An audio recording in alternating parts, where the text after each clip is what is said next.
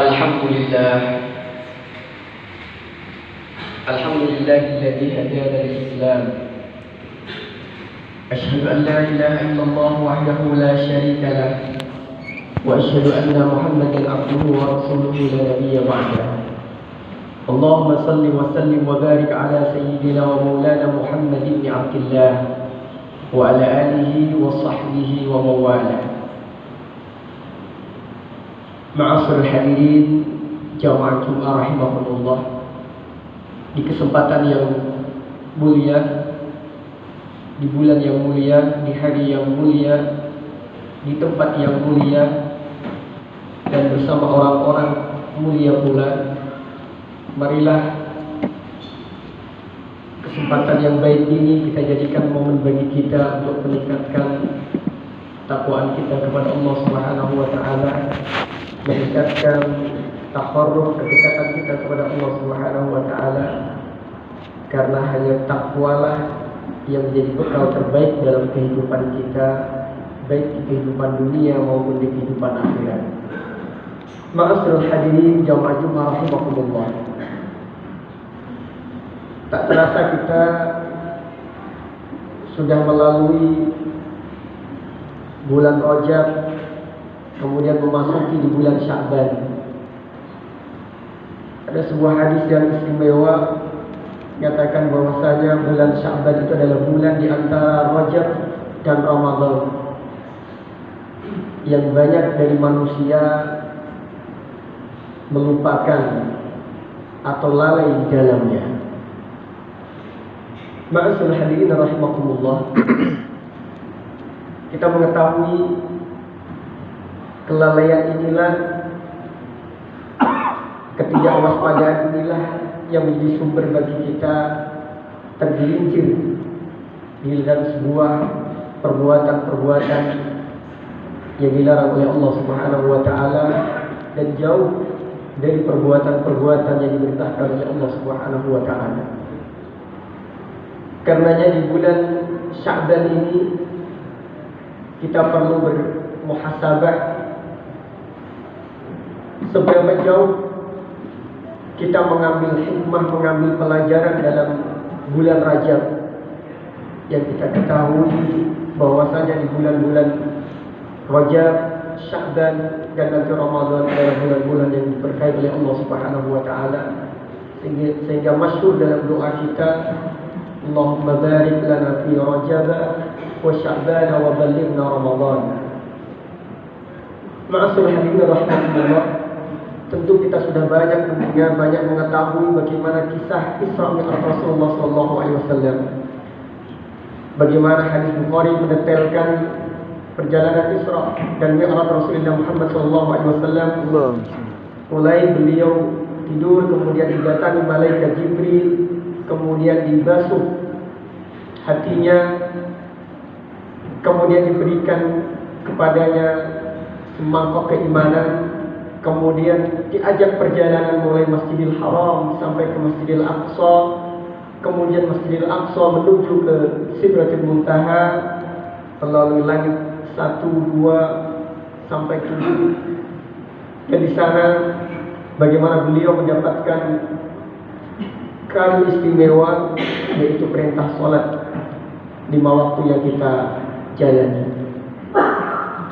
Ma'asyiral hadirin rahimakumullah. Dalam mimbar yang mulia ini khatib ingin bersama-sama belajar bagaimana kita mengambil hikmah perjalanan Isra dan Mi'raj Rasulullah SAW.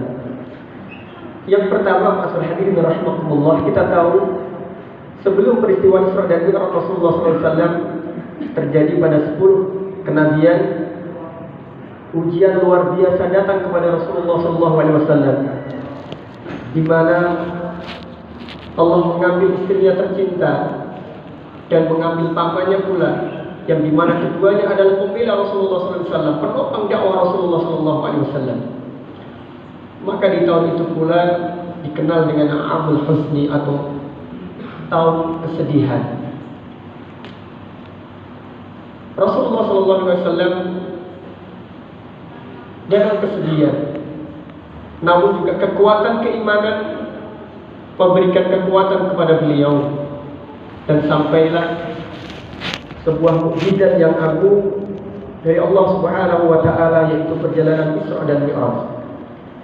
Dalam unggahan ini saya ingin menyampaikan bahwasanya Isra dan Mi'raj adalah bagian dari mukjizat Rasulullah SAW. Bagaimana ia dijalankan oleh Allah dalam waktu semalam mampu sampai ke Sidratul Muntaha. Ma'asyiral hadirin rahimakumullah.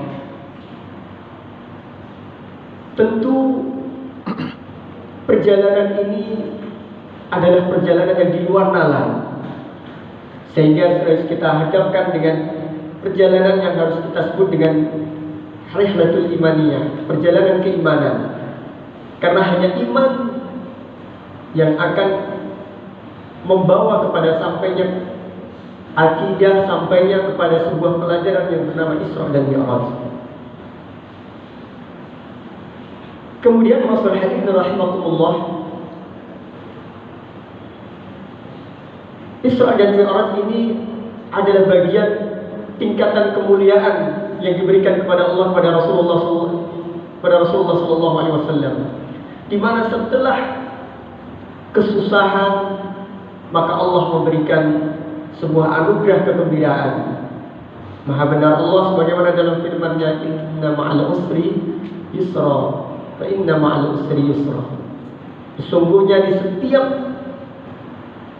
ujian maka Allah memberikan beberapa kebahagiaan, beberapa kemudahan. Maka sesungguhnya di setiap satu kesusahan, satu ujian, Allah memberikan beberapa kebahagiaan dan beberapa anugerah. Kemudian masalah hadirin rahmatullah, pelajaran yang kedua, pelajaran Isra dan Mi'raj Rasulullah SAW adalah kita mengetahui adalah perjalanan dari Masjidil Haram ke Masjidil Aqsa. Ini berikan pelajaran kita bahwasanya masjid harus menjadi tujuan sentral kita, baik di dalam kehidupan, di dalam problematika apapun, maka masjid harus menjadi sebuah solusi. Dan ini yang terjadi pada zaman Rasulullah SAW. Banyak para sahabat ketika ada problem baik keluarga datang ke masjid, bertemu kepada Rasulullah, kemudian terselesaikan problem itu. Problem ekonomi datang ke masjid, bertemu Rasulullah, mengadu kepada Rasulullah dan berikan jalan solusi. Problem apapun, kemanusiaan dan apapun, maka masjid menjadi solusi bagi kita untuk mengurai problem-problem kita. Karena masjid adalah bagian keberkahan, tempat yang dimuliakan, tempat keberkahan, tempat kita berkiblat kepada Allah Subhanahu wa taala menuju ke Baitullah. Pelajaran selanjutnya ma'asyiral hadirin rahimakumullah dari perjalanan Isra dan Mi'raj Rasulullah sallallahu alaihi wasallam. Jika perjalanan Isra dan Mi'raj Rasulullah sallallahu alaihi wasallam adalah bagian dari mukjizat Rasulullah sallallahu alaihi wasallam, maka buah dari Isra dan Mi'raj adalah salat.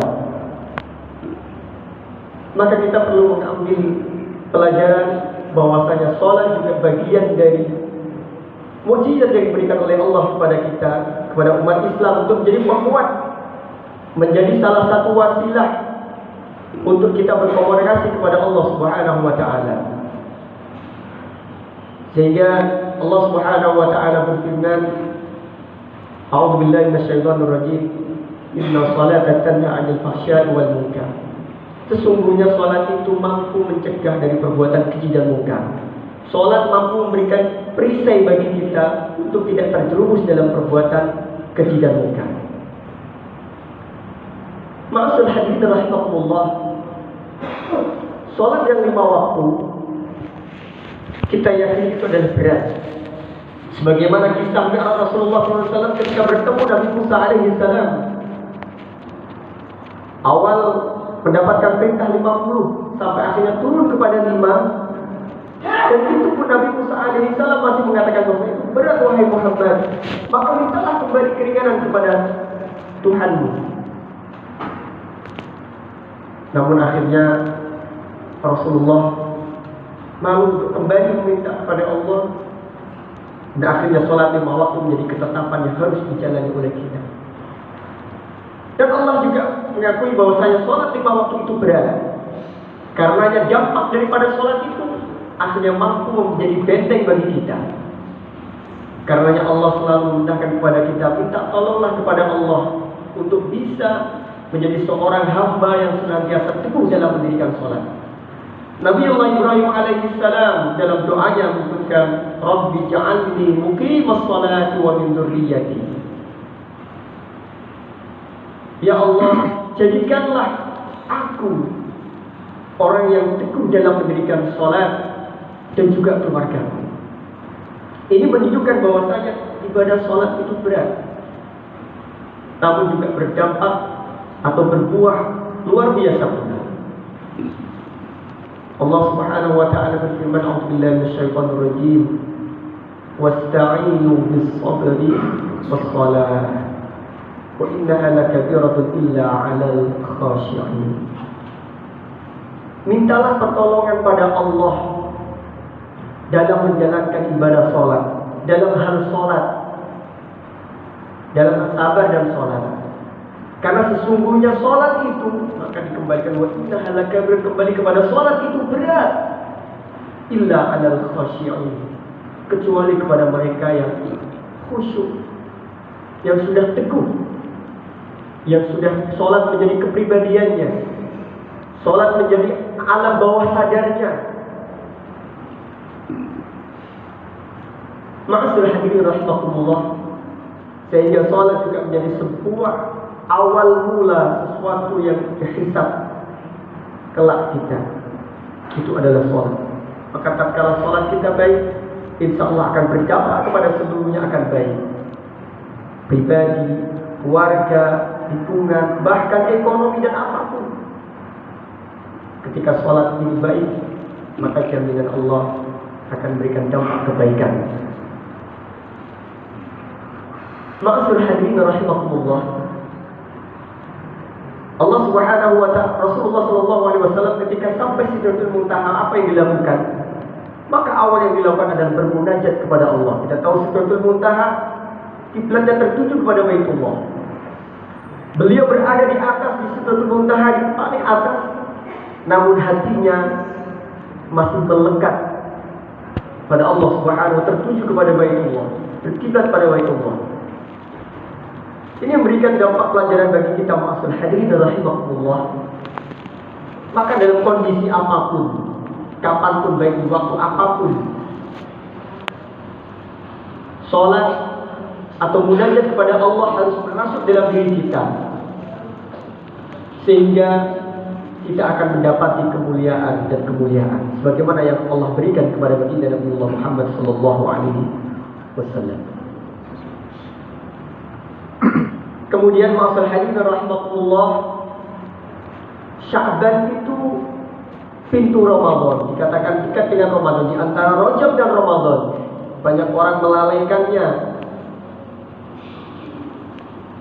Karenanya di bulan Sya'ban ini patut kita menjadikan Sya'ban adalah bagian dari Ramadan atau pintu Ramadan. Karenanya kita siapkan Ramadan di bulan Sya'ban ini, mulai ilmunya, fikih Ramadan, kemudian hakikat Ramadan, kemudian kebutuhan spiritual Ramadan, kita siapkan di hari ini. Tidak itu pula ma'asyiral hadirin rahimakumullah, tentu ekonomi juga kita siapkan, kita agendakan. Karena kita tahu bahwasanya Ramadan itu bukanlah ibadah jasadiah saja. Ramadan adalah ibadah jasadiah yang bersifat fisik, menahan dari lapar dan minum. Kemudian Ramadan juga ibadah qalbiyah, hati, fikriyah, pemikiran. Kemudian tentu Ramadan juga ibadah maliyah. Kita tahu bahwasanya di bulan Ramadan Allah Subhanahu wa ta'ala mewajibkan bagi umat Islam untuk mengeluarkan zakat al-fitrah, zakat fitrah. Dan kita tahu di bulan Ramadan pula seluruh kebaikan dilipat gandakan. Sehingga banyak di antara saudara-saudara kita ketika memilih mengeluarkan infak sedekah di bulan Ramadan karena ingin mendapatkan lipatan-lipatan kebaikan dan lipatan-lipatan pahala. Karenanya di bulan Sya'ban inilah kita menyiapkan semuanya. Fisik kita siapkan, mental kita, pikiran kita, ilmu kita, dan tentu adalah ekonomi dan harta benda kita. Sehingga tak kala masuk di bulan Ramadan, maka dikatakan Ramadan adalah syahrul hasad, bulan memanen keberkahan. Sehingga di bulan Ramadan kita sudah tidak tersibukkan oleh keduniaan. Kita lebih bisa fokus untuk benar-benar memanen dan mendapati Ramadan itu adalah syahrul mubarak, bulan keberkahan. Dan akhirnya hanya kepada Allah Subhanahu wa taala kita memohon semoga Allah menjaga kita, melindungi kita, menyampaikan kita kepada Ramadan yang mulia dan menganugerahkan keberkahan-keberkahan untuk kita dan keluarga kita. A'udzu billahi minasyaitonir rajim. Bismillahirrahmanirrahim. Subhanalladzi asra bi 'abdihi lailan minal masjidil haram ila al-masjidil aqsa alladzi barakna hawlahu linuriyahu min ayatina innahu huwas sami'ul basir. Barakallahu li wa lakum fil Qur'anil 'azim wa nafa'ani wa iyyakum bima fihi minal ayati wa dzikril hakim. Wa taqabbal minni tilawatahu innahu huwal ghafurur rahim.